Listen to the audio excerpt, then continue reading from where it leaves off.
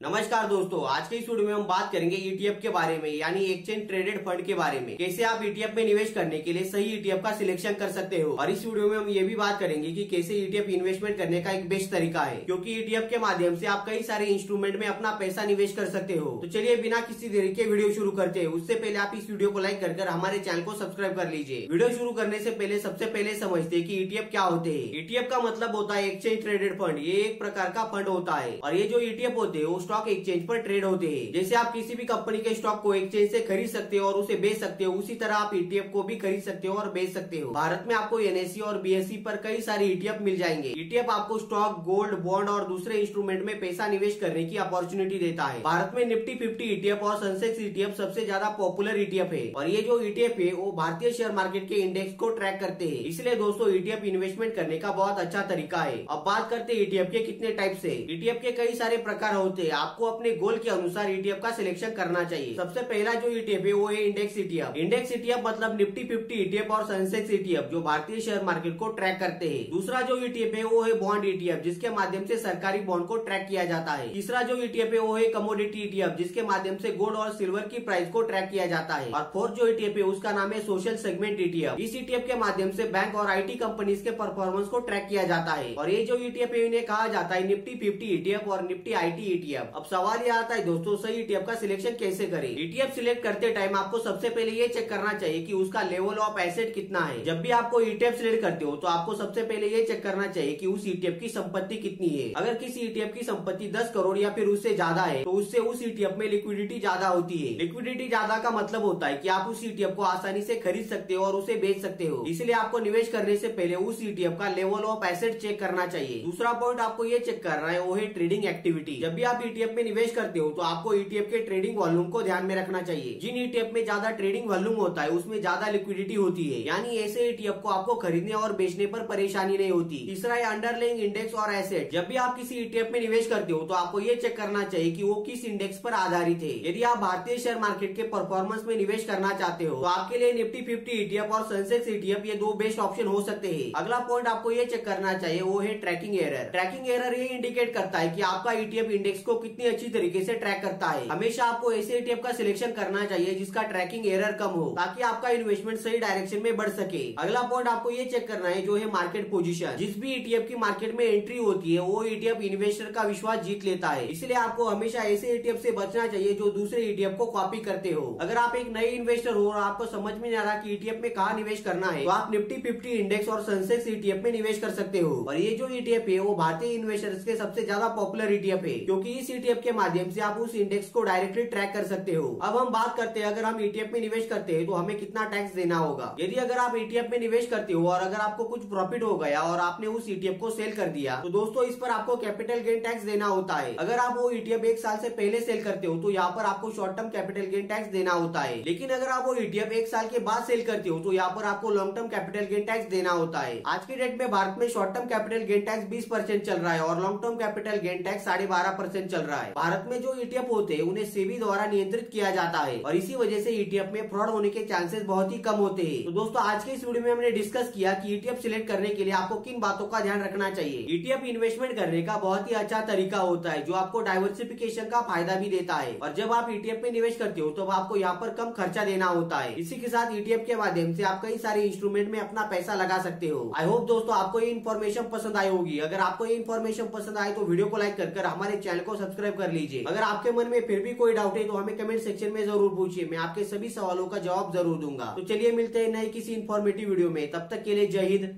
Vande Mataram.